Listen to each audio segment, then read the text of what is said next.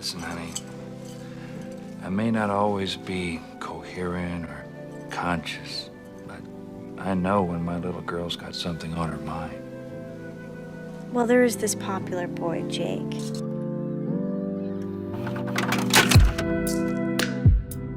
There are times when family, friends, acquaintances, someone in our periphery decides to ask for our advice. Mom, I need to talk to you. Sometimes it's regarding a subject in which we're relatively versed, like for me it might be writing or being uncomfortably verbose in daily speech. The latter of which I'm definitely not writing a book on, ever, I promise. And sometimes, most times, it's just to do with life. Now, when this happens to me, rare as it is, I run through a multitude of feelings and thoughts, such as, me? You want advice from me? Wow. I'm so flattered that you think I know things. And give me a moment while I scan all the bite-sized profundities rattling around my super-duper wise brain. And this is a mistake. You're making a mistake. Whatever you do, do not listen to what I'm about to say. Seriously, don't. The fact is, I don't feel qualified to play a small-time Tony Robbins.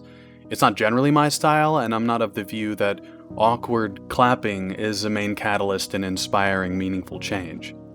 Normally, when a friend confides in me about some difficult life experience, I reflex to empathy and understanding, not how can I fix you. In fact, this ethic of fixing, as in the idea that we should never be running at anything less than 100% glee, might be more likely to deepen wounds than heal them. Now, not only are you sad about the original painful event, but you're also sad about being sad. That you would be so weak and fragile as to remain unfixed after the painful event has already passed. As though sadness comes with an expiration date, when it clearly doesn't. This too shall pass isn't the same as it will pass tomorrow at noon. Empathy, or more specifically, emotional empathy via cognitive empathy. Emotional empathy being the sharing in another's emotional experience, and cognitive empathy being rooted in a detailed cerebral understanding of their internal world, is not about fixing, but sharing, talking, feeling, exploring together. It says nothing about what should happen next. It has no expectations. It is, for the moment, an intentional joint wallow.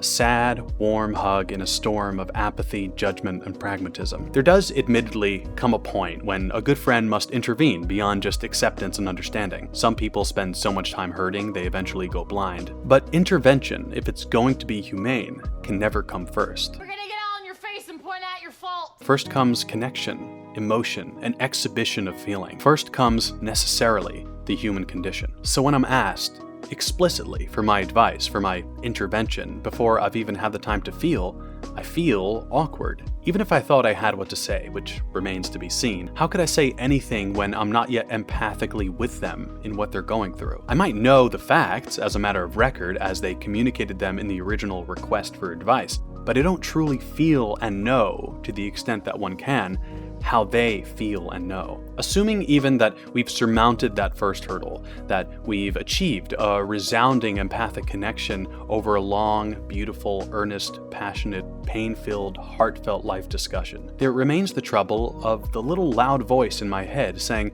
over and over, "And who exactly do you think you are?" Mr. Advisor, oh wise one? Yeah, I know, he's not very nice. And not a very good listener either. Oh, and is that what you are? A good listener? Is that what you think? Cute.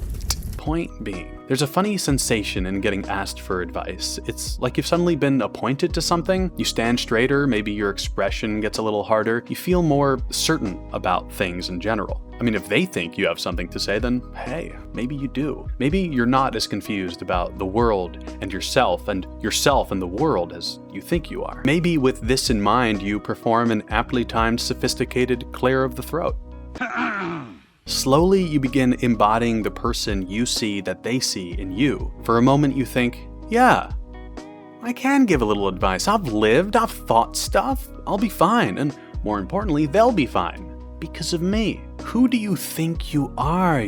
Then this guy makes a reappearance, and you hesitate. A pit forms in your stomach as you try and figure a way out of this. On the one hand, you don't want to reject your friend's request, and on the other hand, you feel entirely unqualified to guide anyone or anything. You can hardly guide yourself. How are you going to be of any help to another person? It's an impossible position to be in. Okay.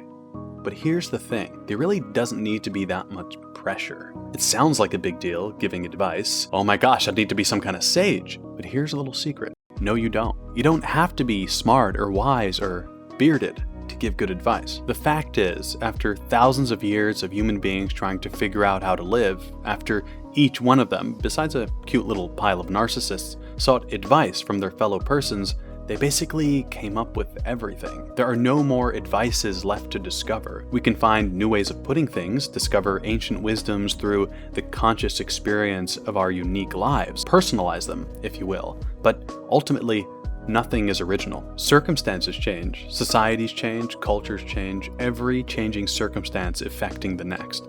But we, human beings, react. We hardly change.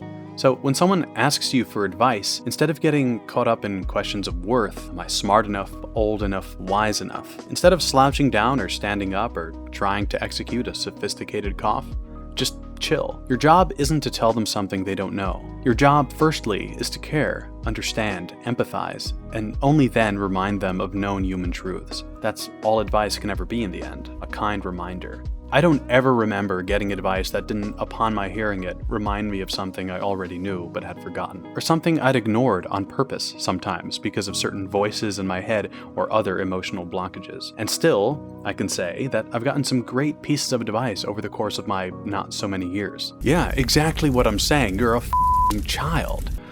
Sorry about that. I don't know how he got off mute. What I'm proposing is that maybe it isn't so much our jobs in playing the temporary role of life advisor to come up with something new or revolutionary, but just to be there, truly be there with a friend, feel with them, hurt with them, be confused with them, and then remind them of what they already knew but had forgotten.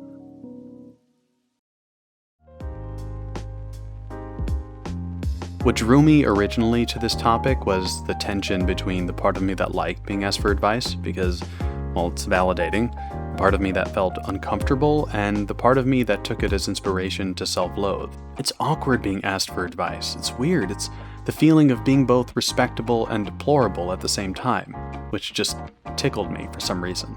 That both extremes can exist almost pointed at each other, debating each other in the background of my conscious mind while I'm still trying to formulate a helpful thought for a struggling friend. Listen, I'm sure I'll end a bunch of my videos like this, just shaking my head like an idiot. But I don't know. What can I say? Dichotomies fascinate me. Contradictions fascinate me. All these different internal forces, these minor wars we hold inside ourselves while we try to go about our daily lives, it's all just so incredible. I love talking about it, and I love hearing about it from other people. If you have some wild dichotomies, internal dialogues to share, you can comment below, email me through my Substack, or DM me on Instagram at AugustusZachus. Anyway, that's all for my first video kind of thing. My name is Zach. Thank you for watching.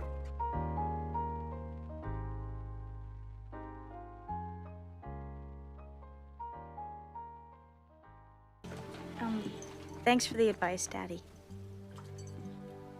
That's what I'm here for, pumpkin tits.